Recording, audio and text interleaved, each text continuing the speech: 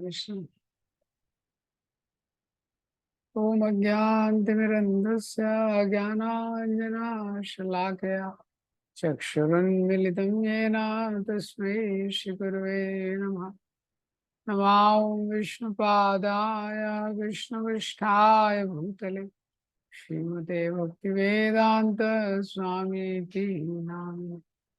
नमस्ते सरस्वते देवे गौरवाणी प्रचारिणे निर्विशेष शून्यवादी पाश्चात्य देशतारिणे। जय श्री कृष्ण चैतन्य प्रभु नित्यानंद श्री अद्वैत गदाधर शिवासादि गौर भक्तवृंद।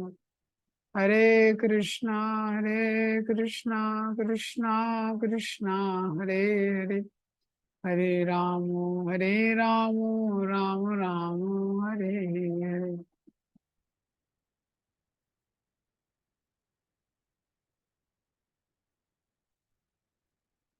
हरे कृष्णा। तो आज हम लोग स्टार्ट करेंगे अध्याय 6, 6 चैप्टर भगवद गीता का। तो इसका नाम है ध्यान योगा या अष्टांग योगा। तो इस अध्याय में 47, हाँ 47 श्लोक हैं इस अध्याय में। ये तो इसका एक्रोनिम है इजी, EASY। 6 चैप्टर का एक्रोनिम है इजी, EASY। तो 5वें अध्याय के एंड में एकदम संक्षिप्त में भगवान ने अष्टांग योग के बारे में बताया है। 2 श्लोकों में बताया था कि स्ट्रिक्ट, रेगुलेटेड, फोकस्ड, ऐसा डिसिप्लिन जो प्रैक्टिस रहता है अष्टांग योगी का। तो आज की दुनिया में हम देखते हैं कि किस प्रकार से इतने ज्यादा डिस्ट्रैक्शंस हैं। ये तो इन चीजों के लिए जो नियम है अष्टांग योग वगैरह के लिए, उसको लगभग लगभग करना असंभव है व्यक्ति के लिए। संभव होने का कोई चांस ही नहीं है। तो भगवान का मेन उद्देश्य इस अध्याय में ये एक्सप्लेन करने का, जो अष्टांग योगा, अष्ट अंग मीन्स इसके 8 अंग होते हैं, इसका विस्तार रूप से वर्णन करने का मेन उद्देश्य यही है भगवान का, कि लोग समझ पाए कि ये प्रैक्टिकल नहीं है इस युग में जो अष्टांग योग का पथ है। और इसी अध्याय के एंड में फिर भगवान बोलते हैं जो प्रैक्टिकल पाथ है वो भक्ति का पाथ है जो इजी है। तो इसलिए इस अध्याय का एक्रोनिम क्या है? इजी। ई फॉर क्या है? एनिमी और फ्रेंड। तो 1 से लेके 9 तक ई फॉर एनिमी और फ्रेंड।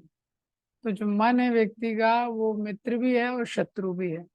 इस अध्याय के शुरू में भगवान ये एक्सप्लेन करते हैं किस प्रकार से कोई भी व्यक्ति अष्टांग योग करना चाहता है, सबसे पहले उसका मन नियंत्रित होना चाहिए, वो प्री रिक्विजिट है। ए है अष्टांग योगा। तो 10 से लेके 36 तक, श्लोक संख्या 10 से लेके 36 तक अष्टांग योग के पथ के बारे में, उसके परफेक्शन के बारे में, उसके नियमों के बारे में बहुत डिटेल दिया गया है। एस है सक्सेस एंड फेलियर, 37 से लेके 45 तक। तो जब अर्जुन अष्टांग योग के पथ का विवरण सुनते हैं तो अर्जुन को संदेह हो जाता है। अष्टांग योग का विस्तार रूप से विवरण सुनने पे अर्जुन के मन में एक और प्रश्न आ जाता है कि ये तो बहुत कॉम्प्लेक्स लग रहा है, ये जो अष्टांग योग है इसको तो बहुत मुश्किल लग रहा है कि कोई व्यक्ति इसमें सफल हो पाएगा। तो जो व्यक्ति इसमें सफल नहीं हो पाएगा, स्टार्ट तो करता है लेकिन सफल नहीं होता है, तो उसका क्या होगा? ऐसा तो होगा नहीं कि वो व्यक्ति ना तो संसार में एंजॉय कर पाया और ना ही अष्टांग योग में उसको सिद्धि मिली। तो ये प्रश्न करते हैं सक्सेस एंड फेलियर, अनसक्सेसफुल योगी का फेट क्या होता है। और 46 और 47 वाई फॉर योगी। 46 एंड 47 जो श्लोक है, भगवान बताते हैं सब कुछ इतना कॉम्प्लेक्स और कठिन अष्टांग योग बताने के बाद भगवान बताते हैं किस प्रकार से जो टॉप मोस्ट योगी है वो कौन है। जो भक्ति योगी है, जो भगवान पे ध्यान करता है, वो टॉप मोस्ट योगी है। तो इस अध्याय का एक्रोनिम है easy, EASY, E for enemy और फ्रेंड, 1 से लेके 9 तक, एनिमी और फ्रेंड। तो जिसमें बताया गया है कि जैसे मन है व्यक्ति का मित्र भी है और शत्रु भी है। ए फॉर अष्टांग योगा, 10 से लेके 36 तक, अष्टांग योग की प्रैक्टिसेस, अष्टांग योग का परफेक्शन, अष्टांग योग के डिसिप्लिन, ये सब इसमें बताया है। S for success and failure, तो जब अर्जुन अष्टांग योग के बारे में सुनते हैं, उसका इतना कॉम्प्लेक्स मैकेनिज्म है, तो अर्जुन को लगता है इसमें तो मुझे लगता नहीं कि कोई व्यक्ति सफल हो पाएगा, बहुत मुश्किल है कि कोई व्यक्ति इसमें सफल होगा। तो सक्सेस एंड फेलियर के बारे में प्रश्न करते हैं भगवान से। और वाई फॉर योगी, जिसमें भगवान एक अष्टांग योग का इतना कॉम्प्लेक्स प्रोसेस बताने के बाद एक आशा की किरण, एक रे ऑफ होप देते हैं कि अष्टांग योग की सारे योग जो पथ हैं उनका उद्देश्य एक ही है, भगवान पे फोकस करना। और भगवान पे फोकस करने का सबसे इजीएस्ट और सबसे इफिशिएंट मेथड है भक्ति योग। और इस युग में वो भक्ति योग करने की मुख्य विधि है हरे कृष्ण महामंत्र का जप। तो ऐसे भगवान शॉर्ट में इस चैप्टर में ये चीजें बताते हैं। तब 5वें और 6वें अध्याय में कनेक्शन क्या है? 5वें अध्याय में 29 श्लोक थे, तो 5वें अध्याय के 27 और 28, इन 2 श्लोकों में शॉर्ट में भगवान ने अष्टांग योग का वर्णन किया था। तो वही अष्टांग योग का वर्णन विस्तार से भगवान 6वें अध्याय में कर रहे हैं। तो अष्टांग योग अगर किसी को करना है तो उसके लिए प्री रिक्विजिट है। क्या प्री रिक्विजिट है? सबसे पहले तो निष्काम कर्म योग के द्वारा उसको अपने आप को शुद्ध करना पड़ेगा। उसके बाद उसका जो मन है पूरी तरह से नियंत्रण में होना चाहिए, मन नियंत्रण में होना चाहिए, और वो पूरी तरह से भौतिक चीजों के द्वारा बिल्कुल भी अफेक्ट नहीं होना चाहिए, अनअफेक्टेड बाय मटेरियल थिंग्स।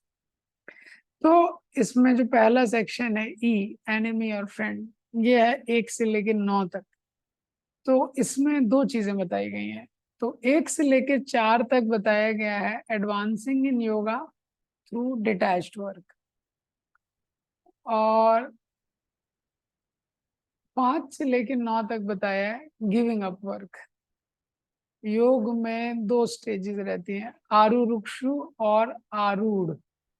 आरुरुक्षु मतलब वो ऊपर चढ़ना चाहता है, जैसे कोई सीढ़ी है, वो व्यक्ति ऊपर चढ़ना चाहता है। आरूढ़ मतलब वो ऊपर चढ़ चुका है। तो आरुरुक्षु प्रिलिमिनरी स्टेज है, आरूढ़ एडवांस स्टेज है।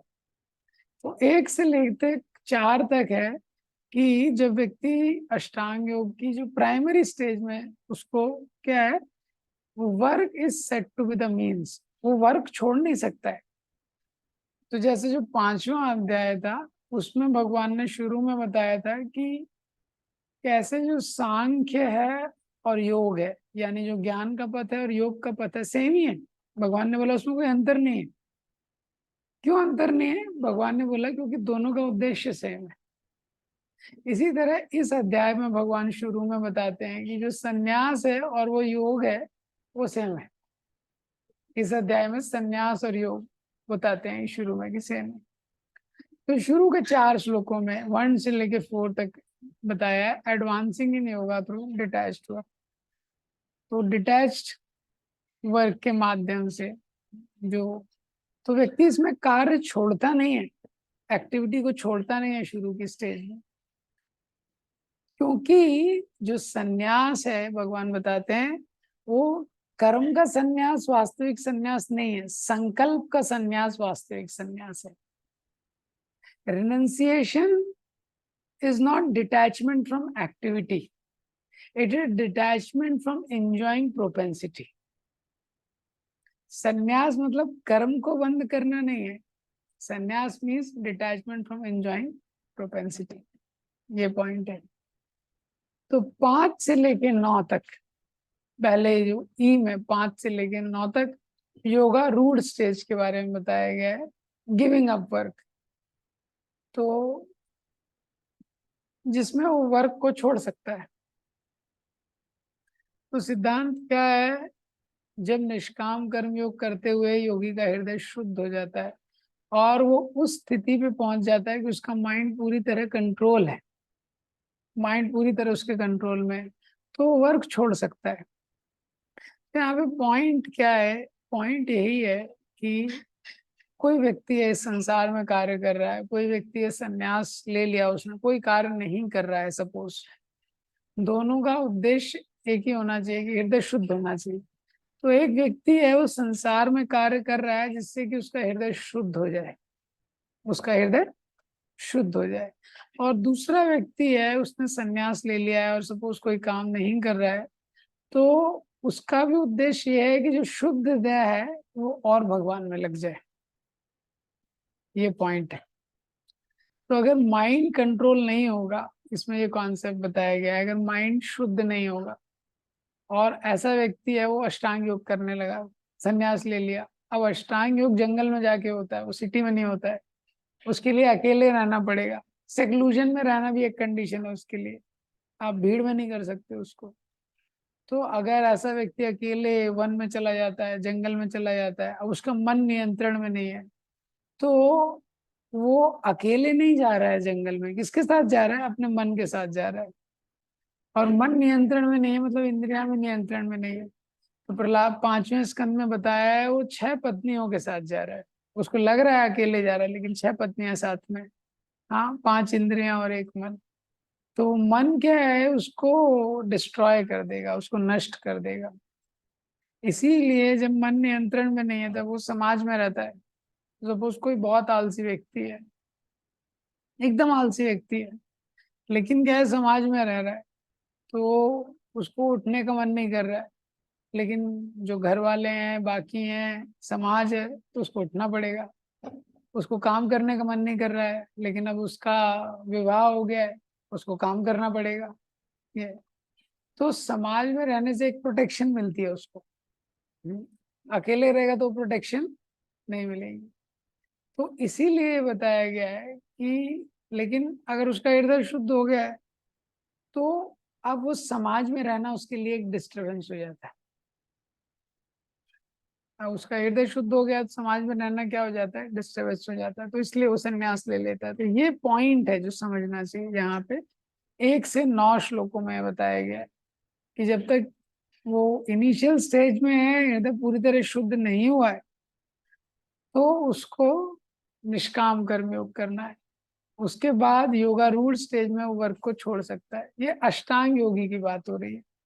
हम्म, चलो अब 10 से लेके 32 तक, ए फॉर अष्टांग योगा, इसमें बताया गया है कि क्या क्या प्रैक्टिसेस हैं अष्टांग योग में, क्या क्या प्रैक्टिसेस वो करता है। तो शुरू में कैसा उसका यम रहना चाहिए, नियम, कैसे आसन में वो बैठता है, ये फिर उसकी कैसे वो प्रैक्टिसिंग स्टेज के बारे में बताया अष्टांग योग के, और अष्टांग योग में जब उसको परफेक्शन मिल जाता है उसके बारे में बताया है, और अष्टांग योग में क्या क्या रियलाइजेशंस उसको होते हैं। ये अष्टांग योग के अंदर उसको क्या रियलाइजेशन होता है, वो भी इस सेक्शन में बताया गया है।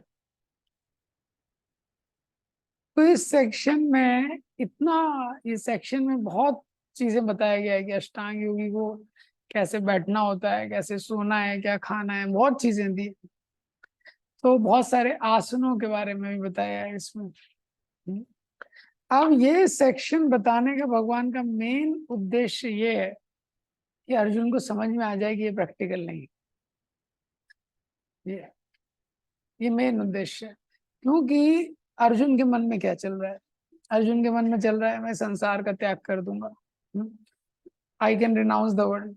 तो अर्जुन सोच रहे हैं मैं संसार को त्याग कर दूंगा, संन्यास ले लूंगा और मैं योगा प्रैक्टिस करूंगा, और वैसे भी मैं तो, मेरा तो जंगल में तो मेरा जन्म ही हुआ है, हाँ मेरा तो वन में ही जन्म हुआ था, और मैं तो, हम लोग ने ऑलरेडी वनवास का प्रैक्टिस भी किया है, हम लोग तो वनवास में थे, तो वनवास में भी मैं रहा हूँ, उसमें भी कोई दिक्कत नहीं है। हाँ, और थोड़ा बहुत तपस्या करना पड़ेगा, तपस्या का भी मेरा प्रैक्टिस है। अस्त्र शस्त्र के लिए मैंने बहुत तपस्या किया है और उससे मैंने दिव्य अस्त्र प्राप्त किए हैं, ये अर्जुन के मन में चल रहा है। फिर अर्जुन को लग रहा है अच्छा मेरे में कैपेसिटी है क्या, फिजिकल कैपेसिटी। उसको हाँ, फिजिकल कैपेसिटी तो अर्जुन को लग रहा है मेरे में है ही, बहुत शक्ति है। अब मेरे अंदर मेंटल कैपेसिटी है क्या संन्यास लेने की, ये प्रश्न है अर्जुन के। मेंटल रूप से मैं रेडी हूं क्या, ये प्रश्न है। तो वो यहाँ पे डिटेल बताया जा रहा है अष्टांग योग में। अरे भाई देखो, तुमको अष्टांग योग करना है ना, ठीक है, तुमको वन जाना है, वन में जाने की तुम्हारी प्रैक्टिस है। तपस्या करना है, तपस्या करने की तुम्हारी प्रैक्टिस है। लेकिन देखो मन की क्या स्थिति होनी चाहिए अगर तुमको अष्टांग योग करना है। मन एकदम नियंत्रण में होना चाहिए, शुरू की स्टेज में, बीच की स्टेज में, एंड की स्टेज में। और मन को नियंत्रण करने के लिए क्या क्या करना है वो इसमें बताया है। और जब मन नियंत्रण हो जाता है तो वो व्यक्ति कैसा है, उसको कैसे देखता है, पत्थर को सोने को एक तरीके से देखता है, तो वो सब डिटेल बताया है। तो अर्जुन जब वो सब सुनते हैं तो अभी नेक्स्ट सेक्शन आएगा, अर्जुन बोलते बाप रे बाप, इसको, ये तो भाई माइंड कंट्रोल इतना आसान चीज नहीं है। तो फिर अर्जुन बोलते हैं अच्छा कोई ऑल्टरनेटिव है क्या। तो भगवान बोलेंगे है ना, भक्ति योग है अल्टरनेटिव एंड में। तो भगवान ये इसलिए बता रहे हैं सेक्शन 10 से लेके 32, ताकि अर्जुन को समझ में आ जाए कि इसको करना पॉसिबल नहीं है ये। क्योंकि व्यक्ति को अपने कंक्लूजन में आना जरूरी है। जब तक व्यक्ति खुद से किसी चीज को समझता नहीं है, हृदय से स्वीकार नहीं करता है, उसका पालन नहीं करता है। तो भगवान बहुत एक्सपर्ट टीचर हैं। भगवान ने इसलिए इतने डिटेल में अष्टांग योग बताया जिससे अर्जुन खुद से समझ जाए कि हरे कृष्ण मंत्र का जप करना ही अच्छा है। फिर बोलेंगे मैं बोलूंगा डायरेक्ट करो, अर्जुन बोलेंगे नहीं मैं तो ये भी कर सकता हूँ वो भी कर सकता हूँ। तो इसीलिए भगवान ने इसको समझाया है कि हर व्यक्ति को भक्ति को हृदय से खुद स्वीकार करना महत्वपूर्ण है। फिर 33 से 36 वाला जो सेक्शन है, इसके आगे वाला अष्टांग योग में जो है, तो इसमें क्या है, ये यही चल रहा है। इसमें necessity of controlling the turbulent mind. तो भगवान ने मन के बताया, जब मन बताया कि मन को कैसे नियंत्रण में करना है, तो अर्जुन बोलते हैं भाई ये तो बहुत मुश्किल है। ये ये मन इतना प्रमाथी है। चंचलम ही मना कृष्णा प्रमाथि बलभद्रणम तस्याम निग्रहम मन्ये वायु एव सुदुष्करम। अर्जुन बोलते हैं भगवान ये मन तो इतना चंचल है और इतना मैड है चीजों के लिए, इतना शक्तिशाली है, इतना जिद्दी है। इसको वश में करना तो मुझे लगता है वायु को वश में करने से ज्यादा मुश्किल है। तो भगवान बोलते हैं मुश्किल तो है लेकिन इसको करना एक नेसेसिटी है, बिना माइंड कंट्रोल के अष्टांग योगा पॉसिबल नहीं है। तो आज की डेट में मॉडर्न समय में जो व्यक्ति योगा वगैरह जो सिखाते हैं, जनरली इंडिया में बाहर तो केवल आसन के बारे में सिखाते हैं। आसन, तो आसन ठीक है, आसन लेकिन शरीर को फिट रखने के लिए ठीक है। वो हृदय को शुद्ध नहीं करता है आसन, शरीर को फिट रखता है और फोकस करने के लिए हेल्पफुल हो सकता है। तो आसनास, एक होता है आसना, एक होता है वासना। तो वासना मतलब जो हृदय में कल्मश है उसको शुद्ध नहीं करता है आसन ये। तो वो भी अष्टांग योग का एक पार्ट है केवल आसन, लेकिन वो अष्टांग योग नहीं है कंप्लीट। तो भगवान अर्जुन को बोलते हैं कि अगर किसी को भी ध्यान योग करना है तो मन तो शुद्ध होना ही चाहिए। और उसका तरीका बताते हैं, प्रैक्टिस एंड डिटैचमेंट। सही चीज का प्रैक्टिस करना इंपॉर्टेंट है, क्योंकि माइंड क्या है, एक मटेरियल चीज है। रिपीटेटिव जो चीज करते हैं उसकी हैबिट लग जाती है माइंड को। जो भी हम रिपीटेटिव करते हैं उसकी हैबिट लग जाती है। इसलिए अगर हम अच्छी हैबिट लगाते हैं, हाँ, शास्त्रों को पढ़ने की, सुनने की, सुबह उठने की, और भी जो अच्छी हैबिट्स हैं, हाँ, हरि गुरु वैष्णवों की सेवा करने की, जो हैबिट लगा देंगे माइंड फिर ऑटो मोड में कर देता है उसको। ये दूसरा चीज है डिटैचमेंट। दो चीजों से डिटैचमेंट। पहला, जो चीजें मन को डिस्ट्रैक्ट करती हैं ज्यादा, उनसे दूर रहना अच्छा है। दूसरा, उस अपेक्षा से डिटैचमेंट कि मन जल्दी कंट्रोल में आ जाएगा। इस एक्सपेक्टेशन से भी डिटैचमेंट होना चाहिए कि मन मेरा जल्दी कंट्रोल में आ जाएगा। ये भी इम्पोर्टेंट है। तो कोई व्यक्ति है, 2 दिन जप करते हुए होता है, तीसरे दिन प्रश्न करता है, मैं जप करने का पूरा कोशिश कर रहा हूँ, मेरा मन इधर उधर भाग रहा है। हम्म, तो एक्सपेक्टेशन व्यक्ति की भक्ति में ऐसी रहती है, बहुत हाई एक्सपेक्टेशन रहती है। इसलिए हम लोग भक्ति करते हैं, हमको कई बार लगता है हम लोग भक्ति कर रहे हैं, लेकिन हमारा मन इधर उधर जा रहा है, हमारा गुस्सा नहीं जा रहा है, हमारा स्वभाव चेंज नहीं हो रहा है। अरे भाई, द्वापर युग में अर्जुन कृष्ण के मित्र हैं, और अर्जुन कृष्ण के नित्य पार्षद हैं, वो साथ में रह रहे हैं। अर्जुन को जब चैलेंज आ रहा है तो हम लोग कहाँ से हैं? तो इस अपेक्षा से भी डिटैचमेंट होना चाहिए भक्ति में कि ये बहुत जल्दी हो जाएगा। ये कब होगा ये भगवान जानते हैं, हमको ये प्रक्रिया का पालन करना है। तो ये है ए फॉर अष्टांग योगा। फिर एस है, एस फॉर सक्सेस और फेलियर। तो जब भगवान अष्टांग योग के बारे में बताते हैं तो 37 से 45 जो श्लोक है, अब अर्जुन को प्रश्न हो जाता है कि जैसा आपने बताया है प्रोसीजर, ये थ्योरी तो ठीक है, प्रैक्टिस और डिटैचमेंट से माइंड कंट्रोल करना चाहिए, लेकिन अर्जुन सोचते हैं ये तो भाई इतना आसान चीज नहीं है, सब तो नहीं कर पाएंगे इसको। तो अर्जुन बोलते हैं उस योगी का क्या होगा जो विश्वास के साथ पथ को प्रारंभ तो करता है, लेकिन उसमें टिक नहीं पाता है हमेशा। उस योगी का क्या होगा? ऐसा तो होगा नहीं उसको ना माया मिली ना राम, और उसको संसार में भी एंजॉय कर नहीं पाया, और नो मैंस लैंड, और भगवान अष्टांग योग में भी उसको सिद्धि प्राप्त नहीं हुई। उसका क्या होगा? तो 37 से 45 में भगवान अर्जुन की फीलिंग को और अर्जुन के प्रश्न दोनों को आंसर करते हैं। कोई भी व्यक्ति जब प्रश्न कर रहा है तो उसकी भावनाओं को आंसर करना भी महत्वपूर्ण है। तो पहले भगवान अर्जुन की भावनाओं को आंसर करते हैं। हाँ, कि कुछ कोई भी व्यक्ति इस योग के पथ पे आगे बढ़ता है, कोई भी व्यक्ति भगवान को जानना चाहता है, समझना चाहता है, नहीं कल्याण कत कश्चित दुर्गतिम तात गच्छति, वो व्यक्ति की कभी भी दुर्गति नहीं होती। कोई भी व्यक्ति योग भगवान को जानना चाहता है, किसी भी प्रकार से प्रयास करता है, कभी उसकी दुर्गति नहीं होती। और फिर भगवान उसको एक्सप्लेन करते हैं कि अगर पाथ कंप्लीट नहीं भी हो पाता है, सिद्धि नहीं भी मिल पाती है किसी कारण से, लेकिन अगले जन्म में वहीं से स्टार्ट करेगा। ऐसा। तो इस्कॉन में भी ऐसे बहुत सारे भक्त हैं। तो दिल्ली में एक माता जी है, उनकी लड़की है, तो उसको पूरा भगवत गीता याद है, स्ट्रेट फॉरवर्ड। बहुत छोटी लड़की है, मेरे ख्याल से 4-5 साल की जब वो, अब तो माता उनका एज बढ़ गया, उतने एज की जब वो थी, पूरा भगवत गीता उसको याद, स्ट्रेट भी और रिवर्स भी। तो राधा गोविंद महाराज से मिले, तो जब मिले और फिर महाराज ने बीच में से पूछा, अच्छा 13 चैप्टर का ये श्लोक बताओ, उसने बता दिया।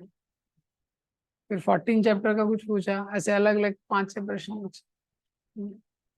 तो महाराज बोले लगता है कोई योग भ्रष्ट है। हाँ, पिछले जन्म में कंप्लीट किया होगा, ये साधारण नहीं है। और हम देखते हैं इस्कॉन में भी काफी, मतलब पॉइंट ये है कि काफी सारे व्यक्ति जिसकी हम देखते हैं कि इंटेंसिटी बहुत ज्यादा है। बहुत सारे सन्यासी हैं प्रभुपाद जी के, बहुत सारे वरिष्ठ शिष्य, तो डेफिनेटली कभी उन्होंने बहुत अच्छे से भक्ति किया रहेगा। एक जन्म में जनरली इतना इंटेंसिटी आना आसान नहीं रहता है। तो अभी जो भी चल रहा है, लेकिन इस जन्म में हमको अपना बेस्ट देना है। अपना बेस्ट देना है। ये इस जन्म में लूज रह गए तो अगला जन्म भी होगा तो फिर वहीं से स्टार्ट होगा। कंप्लीशन के अलावा और कोई ऑप्शन नहीं है क्यों। तो ये बताया है 37 से 45। और फिर 46-47 वाई, वाई यानी योगी। तो जो टॉप मोस्ट योगी है उसके बारे में चर्चा की। इतना सब कॉम्प्लेक्स अष्टांग योगा बताने के बाद भगवान बताते हैं देखो कि योग का मेन उद्देश्य क्या है। कोई भी योग की पद्धति हो, उसका मेन उद्देश्य है कि हमको भगवान पे फोकस करना है। उसका मेन उद्देश्य ये है। और भगवान पे फोकस करने के बहुत सारे तरीके हैं, बहुत सारी योग पद्धतियां जिसके द्वारा व्यक्ति भगवान को जानना चाहता है। कर्म योग है, सांख्य योग है, अष्टांग योग है, हठ योग है, बहुत सारे तरीके हैं। लेकिन सबसे बेस्ट और सबसे इफिशिएंट भक्ति योग है। सबसे बेस्ट और सबसे इफिशिएंट क्या है, भगवान बोलते हैं भक्ति योग। तो उसको 6.47 में कंक्लूड करते हैं और हम सबके लिए एक आशा का मार्ग बताते हैं। योगिनाम अपि सर्वेषां मद्गतेनन्तरात्मना श्रद्धावान भजते यो मां समे युक्ततमो मता। योगिनाम अपि सर्वेषां, जितने सारे योगी हैं, श्रद्धावान भजते यो मां, उसमें से श्रद्धा से मेरा भजन करता है, तो समय युक्त तमो मता। भगवान बोलते हैं मेरा ऐसा मत है कि इन सब में वो सबसे उत्तम योगी। हाँ। देखिए, भक्ति की जो प्रक्रिया है उसमें शक्ति बहुत है, लेकिन जनरली हमारा विश्वास बहुत कम रहता है। विश्वास कम रहता है, और क्योंकि विश्वास कम रहता है इसलिए हम ये प्रक्रिया को अच्छे से जनरली सम्यक रूप से भक्ति की क्रियाओं को नहीं करना चाहते। यहाँ भगवान बता रहे हैं, जो सारी योग पद्धतियां जिनसे आ रही हैं सब कुछ जानने वाले हैं, भगवान बता रहे हैं इतना मुश्किल होता है। देखिए, जैसे कर्म योग में कोई पूरा सब कुछ निष्काम कर्म भगवान के लिए सब कुछ कर रहा है।